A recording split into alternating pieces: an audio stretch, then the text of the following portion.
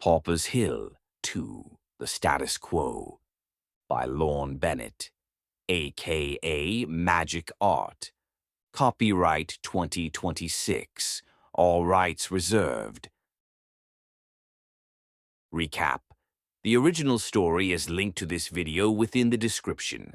Our story picks up where Officer Francis Murphy has arrived at a sinister tenement house atop Pauper's Hill in search of missing social worker Elaine Pruett. He has been led to this location by an enigmatic and haunting child who appears to be complicit with whatever cosmic evil lurks on or within the hill. I braced my shoulder and shoved the door open. "Police! Officer Murphy! Anyone in here, call out!" My voice bounced down the hallway and returned distorted. The echo sounded delayed, as though the building had taken a moment to decide what shape the sound should have when it came back. The door swung back into a dim, narrow hallway, and dank, fetid air slapped my face. My boots crunched against the floorboards. I dropped my flashlight beam down. The beam seemed weaker inside than it had outside. The darkness absorbed light instead of retreating from it. The floor, encrusted with some dried, clear slime, was a graveyard of small, yellowed ribs and tiny skulls, stray dogs, feral cats, and pieces of larger, pick-marked bones that looked like they'd belonged to grown men and women. But they weren't scattered. They were sorted. Rib sections in one place, long bones in another, skulls arranged with their empty sockets all facing the same direction. Not violence, management, the residue of something that organized its meals the way a careful host sets a table. Everything picked perfectly clean, yet coated in a thick, shimmering glaze of clear mucus that caught my flashlight beam and held it like amber. The smell explained why the mucus glistened. Rot. Not fresh death, but old death, the accumulated residue of years spent digesting things that had once possessed names. "Help. Oh God, please help me." The voice came from the darkness at the end of the hall, high, desperate, weeping. The exact frantic pitch of a missing social worker, except it came in layers, plural, slightly stacked, like two recordings of the same voice played a half-second apart, like something that had heard her scream once and was now producing the sound from memory, performing distress the way it had learned to perform everything else about humanity, imperfectly, functionally, well enough. The realization hit me hard enough to stop me mid-step. Whatever waited ahead wasn't calling for help. It was performing help. "Hold on, I'm coming," I called out, quickening my pace over the crunching bones, gun raised. The narrow hallway didn't open into a living room. The drywall began to curve inward, closing tight around my shoulders in rigid, repeating pink folds. The voice cried out again, and the pitch wavered, slipping into a rhythmic drone that bypassed language entirely and went straight to the back teeth. A vibration more than a sound, pressing against the inside of the skull like something trying to be let in. The vibration passed through my jaw and settled somewhere behind my eyes. For a moment, I couldn't remember why I'd entered the building at all. I froze. The geometry was shrinking around me. I tried to back out. A massive pink fold of the wall closed against my back and eased me forward into the grease. My shoulder struck the wall and sank several inches into yielding flesh beneath the pink surface. The texture was warm, alive, organized, patient. The voice stopped mid-sentence. Something vast shifted in the darkness ahead, not moving toward me, closing around me, The way a throat closes around a swallowed object. It had been here a long time. It would be here a long time after. I was not a crisis. I was a meal. Down at the corner store, Mr. Billy was wiping down his register. The afternoon crowd of junkies shopping for junk food had thinned. Outside, heat shimmered over cracked pavement that revealed the dark maroon substrate. Billy preferred this quiet hour. 31 years on Pauper's Hill. He'd watched the neighborhood die by degrees, and he'd watched it be replaced by something that wore the neighborhood's face. That demographic switchover seemed to be accelerating over the past several months.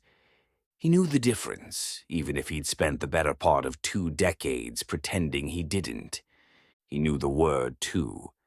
He'd heard it first from old Etta Marsh, dead now a year, who had grown up near the coast and had come inland to escape something she'd never named directly until shortly before her suspicious demise. She told Billy, near the end, sitting on her porch with her wide, protuberant eyes fixed on the hill. "It's a Shoggoth, Fred. Old as the ocean. It don't have wants the way you and I do. It has appetites. There's a difference. Wants can be reasoned with. Appetites just wait for the meat to come close enough." He thought she was losing her mind.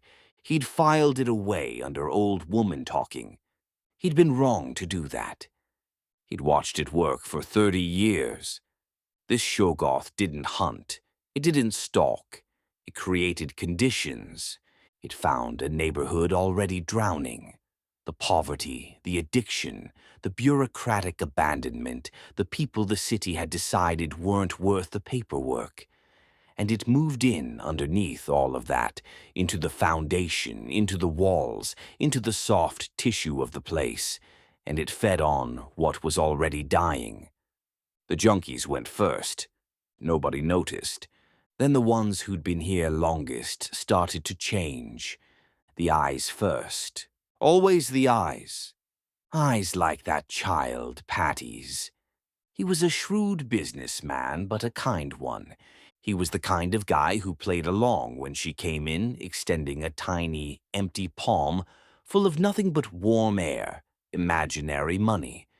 And he'd smile and slide her a loaf of white sandwich bread, a cold soda pop, some Honey-Crisp apples, chips, or a pack of deli bologna slices so the kid could eat. He knew the other side of this wild child's routine, too. The times she came in demanding the swollen, graying gallons of sour milk from the back room. The stuff he couldn't sell. For that she never used imaginary money. For that she always handed over crumpled bills completely encrusted in a thick, clear goo that looked just like dried snot. He always grimaced and dropped it in a separate jar. The jar behind the register had started with pennies, then dollar bills, then objects. Every item arrived after someone disappeared. A laminated county ID card, a set of keys on a state vehicle fob, a child's shoe, a cracked cell phone with the screen caved inward, as though something had pressed its thumb through it slowly, with great deliberateness. He'd stopped looking at it directly sometime around the 2nd year. Some things about Pauper's Hill you just didn't examine too closely. That was the covenant. That was what staying cost. He didn't ask what she did with the curdled milk. He knew what it kept quiet up on the hill. He'd known for years. That was the price of still being here, knowing and not asking. His wife was making noise about making an intervention with social services because the girl couldn't continue this way for long, but Billy felt it prudent to wait. He was afraid of what that phone call might bring to his door. The county had already sent someone once. Billy had watched Pruett walk up the hill from his front window. He had not watched her walk back down. He'd been telling himself for 4 days that she must have used a different route. The bell above the door jangled. Patty, nose leaking, trailing slime over her top lip again. She crossed to the counter and slapped down a crumpled 20, the bill stiff with dried mucus. "1 ribeye," she said. "Thick." Mr. Billy looked at the cash. Then he looked at her eyes, those wide, still protuberant eyes that never quite blinked at the right time. 2 years ago, they had been a normal child's eyes, dark and quick and occasionally frightened, the way a foster kid's eyes usually were, watching for the next thing to go wrong. Now they were something else.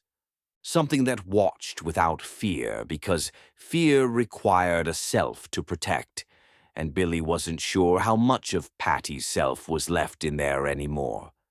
The Shawgoth had found a child that nobody was looking for, and it had been patient with her the way it was patient with everything, steadily, without malice, the way a tide is patient with a sandcastle. He got the steak out of the case without another word. He set the wrapped steak on the counter. Patty took it without looking at him and walked back out into the pressing heat, turning uphill. She carried the package with a purposefulness that didn't belong to a hungry child. The purposefulness of an errand completed, of a servant returning to its post. Somewhere above her, the pink hill exhaled its long, patient breath. It had been fed. It would be patient again now for a while, until the next county employee came looking for someone who wasn't coming back.